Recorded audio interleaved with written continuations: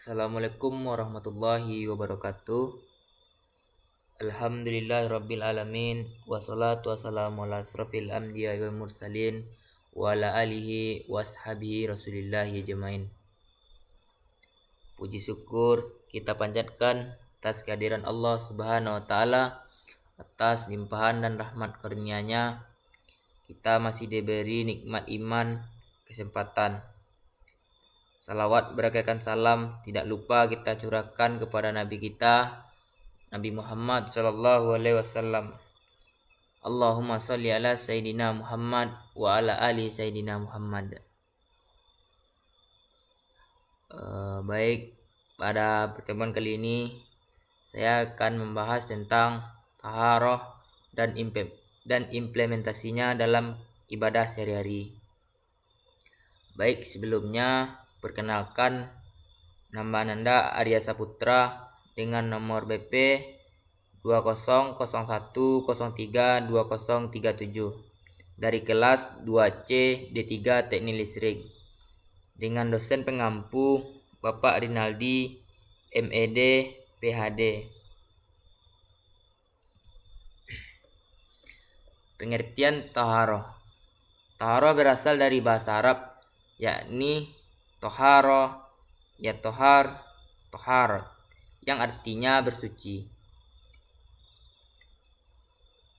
Taharah berarti kebersihan dan kesucian dari berbagai kotoran atau bersih dan suci dari kotoran atau najis yang dapat dilihat, yaitu najis isi, dan najis maknawi yang tidak kelihatan zatnya seperti aib dan kemaksiatan. Sedangkan dalam buku yang lain secara etimologi, taharah berarti kebersihan. Ketika dikatakan saya mensucikan pakaian, maka yang dimaksud adalah saya membersihkan pakaian. Dalam buku fikih, ibadah secara bahasa at-taharah berarti bersih dari kotoran-kotoran, baik yang kasat mata maupun tidak. Sedangkan menurut istilah atau terminologi, taharah adalah menghilangkan hadas, menghilangkan najis, atau melakukan sesuatu yang semakna atau memiliki bentuk serupa dengan kedua kegiatan tersebut. Dalam buku yang lain mengatakan bahwa taharah adalah bersih dari najis hakiki, yakni kabaz, atau najis hukmi, yakni hadas. Definisi yang dibuat oleh mazhab Maliki dan Hambali sama dengan definisi yang digunakan oleh ulama mazhab Hanafi. Mereka mengatakan bahwa taharah adalah menghilangkan apa yang menghalangi sholat, yaitu hadas atau najis, dengan menggunakan air ataupun menghilangkan hukumnya dengan tanah. Dari Al-Imam Ibnu Qadamah Al-Maqdisi mengatakan bahwa taharah memiliki 4 tahapan, yakni yang pertama mensucikan lahir dari hadas, najis-najis dan kotoran-kotoran. Yang kedua, mensucikan anggota tubuh dari dosa dan kemaksiatan. Yang ketiga, mensucikan hati dari akhlak-akhlak tercela dan sifat-sifat buruk. Yang keempat, yaitu mensucikan hati dari selain Allah. Profesor Dr. Zakiyah Derajat membagi taharah menjadi 2 bagian, yakni lahir dan batin. Bersuci batin adalah mensucikan diri dari dosa dan kemaksiatan. Cara mensucikan dengan bertobat dengan sungguh-sungguh dari segala dosa dan kemaksiatan, dari kotoran, kemusyrikan, keraguan, dan kebencian dengki, curang, tipuan, takabur, ria. Caranya dengan bertindak ikhlas, yaitu dengan cinta kebaikan, benar, tawadu, hanya mengharapkan ridha Allah bagi setiap perbuatan. Kebersihan lahir ialah bersih dari kotoran hadas. Kebersihan dari kotoran, cara menghilangkannya yaitu dengan menghilangkan kotoran itu pada tempat ibadah, pakaian yang dipakai pada badan seseorang. Sedangkan kebersihan dari hadas dilakukan dengan mengambil air wudhu dan mandi. Taharah dari hadas ada 3 macam, yakni mandi, wudhu, dan tayamum. Alat yang digunakan untuk mandi dan wudhu adalah air dan tanah atau debu. Untuk tayamum, dalam hal ini harus dalam keadaan suci lagi mensucikan, atau yang disebut dengan mutlak, sedangkan tanah atau debu harus memenuhi beberapa syarat yang ditentukan. Dasar hukum taharah. Haji Abdul Khalik Hasan mengemukakan salah satu landasan hukum taharah adalah surat Al-Furqan ayat 48 yang berbunyi, Auzubillahi minasyaitonirrajim, Bismillahirrahmanirrahim. Walladzi arsalar riyaha busra baina yaday rahmati wa anzalna minas samaa'i ma'an tahur. Yang artinya, dialah yang meniupkan angin sebagai pembawa kabar gembira dekat sebelum kedatangan rahmatnya, dan kami turunkan air dari langit yang bersih.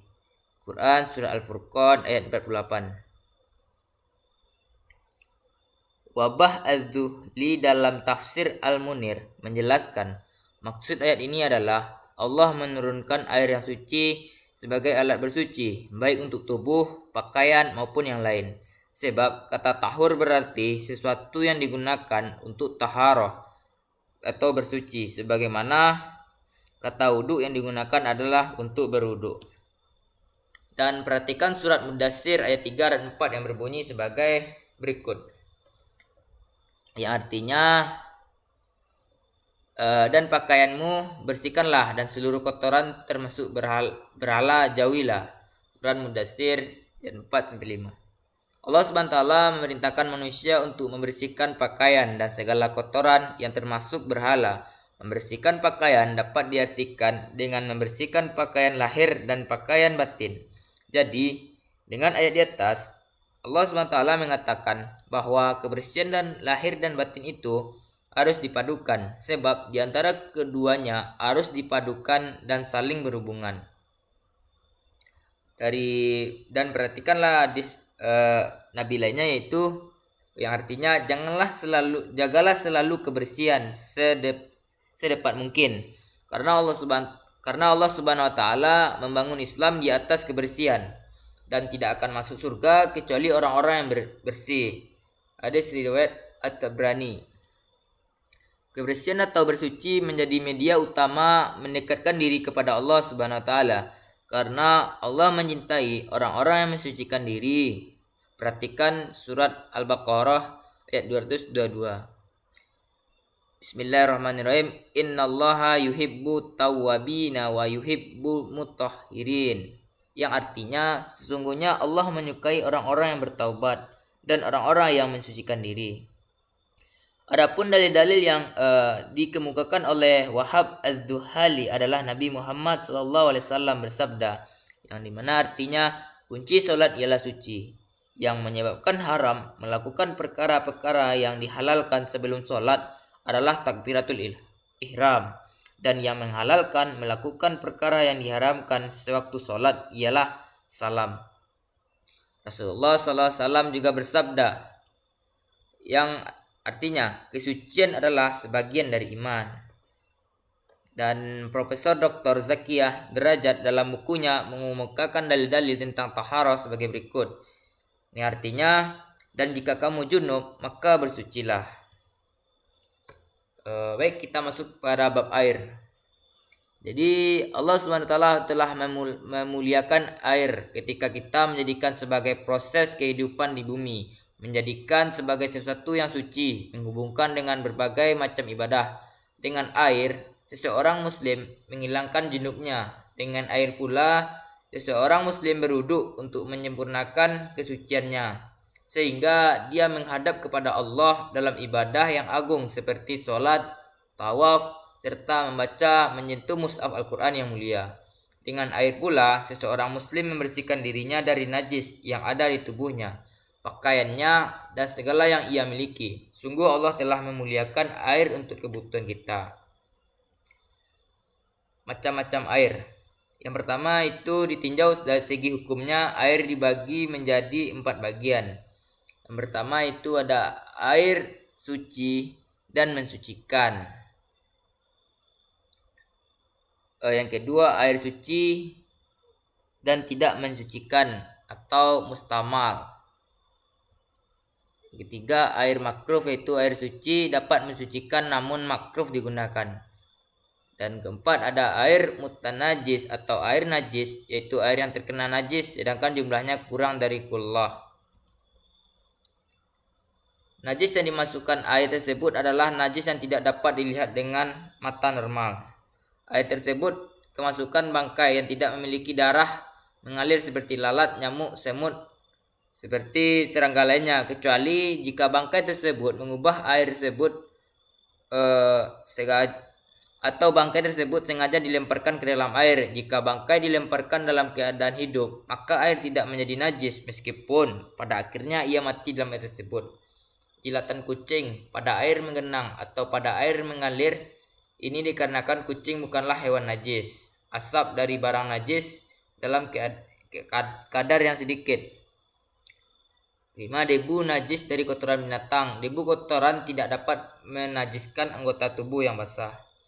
Jika najis padat yang masuk dalam air yang mencapai 2 kullah, maka menurut pendapat yang azhar diperbolehkan bagi seseorang mengambil air tersebut dari sisi mana saja, tidak wajib menghadiri sisi yang kena najis, karena keseluruhan air tersebut hukumnya suci. Jika air tersebut merubah sifat air, maka menurut pendapat yang sahih, yaitu jika jumlah air yang tersisa tidak berubah sifatnya, namun air tersebut kurang dari 2 kullah, maka hukum air itu adalah najis. Jika si air tersebut tidak berubah dan mencapai 2 kullah, maka air tersebut suci.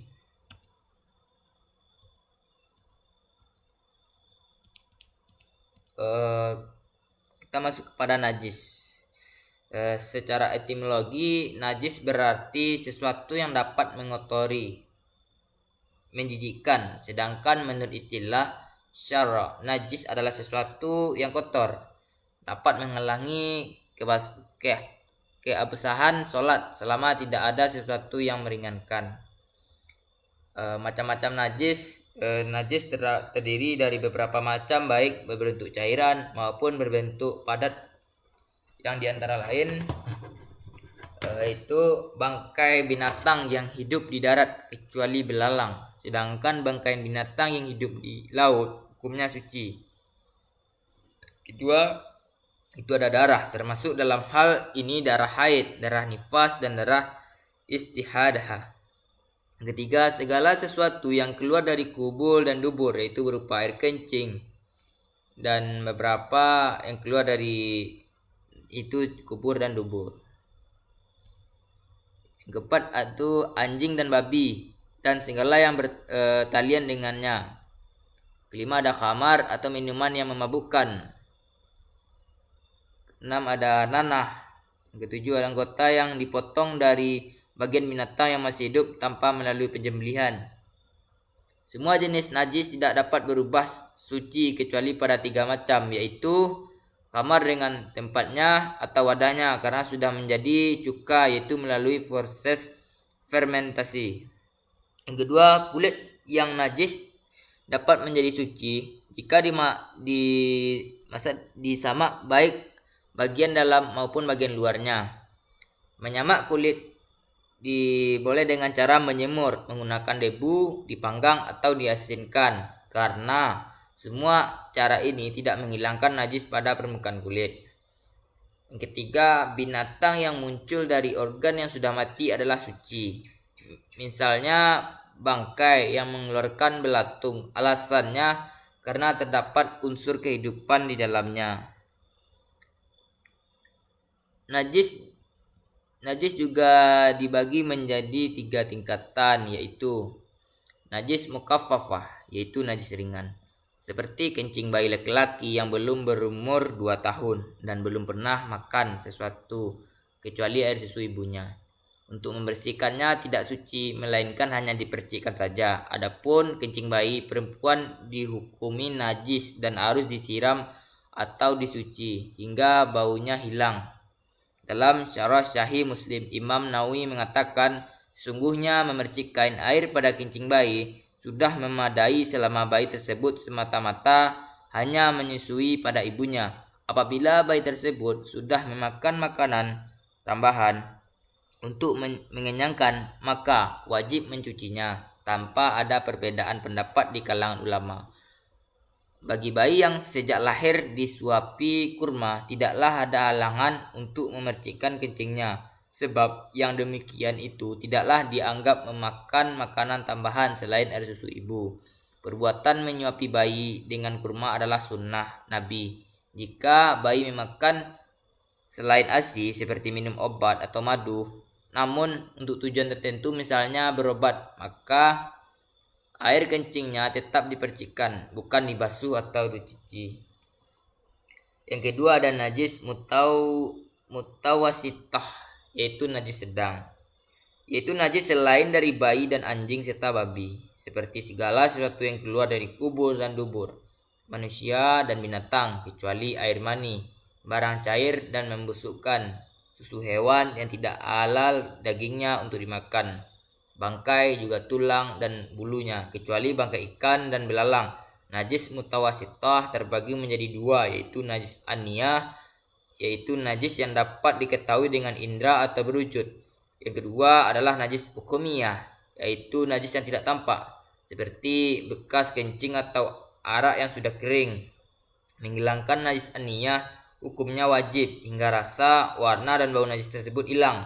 Membersihkan najis hukamiyah cukup dengan mengalirkan air di atas najis tersebut dengan satu siraman tanpa diisyaratkan niat. Yang ketiga itu adalah najis muqalladah, yaitu najis berat seperti anjing dan babi. Jilatan dari kedua hewan ini harus dicuci dengan sebanyak 7 kali, yang salah satunya dicampur dengan tanah. Air liur anjing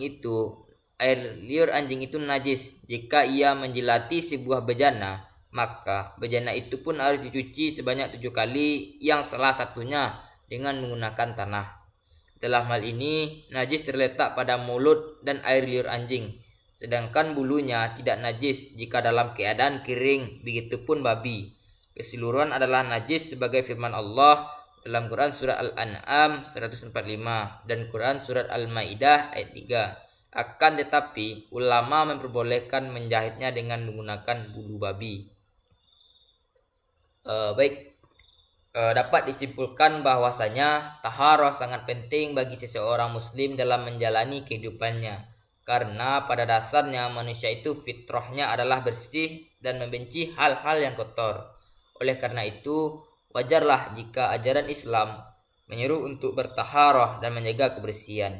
Selain itu, dengan taharah, seseorang diajarkan untuk sadar dan mandiri dalam menjaga dirinya dari hal-hal kotor, memahami arti dari sopan santun, karena seseorang muslim harus suci ketika berhadapan dengan Allah dalam salatnya, karena Allah Subhanahu wa taala menyukai orang-orang yang bertaubat dan membersihkan dirinya. Mudah-mudahan penjelasan tentang taharah, dasar hukum, jenis air dan jenis najis yang dipaparkan pada makalah ini menjadi pengetahuan dan tambahan bagi kita dan mengingatkan kepada kita bahwa jauh-jauh hari Islam telah mengajarkan kepada kita tentang kebersihan. Oleh karena itu, sudah layak dan pantaslah kita sebagai kaum muslimin menjadi pelapor dalam menjaga kebersihan, baik itu kebersihan badan kita maupun kebersihan di sekitar kita. Mungkin dalam makalah ini banyak sekali kesalahan, kesilapan penyusunan. Dengan rendah hati kami mohon maaf yang sebesar-besarnya. Mudah-mudahan menjadi manfaat bagi kita semua. Banyak maaf. Assalamualaikum warahmatullahi wabarakatuh.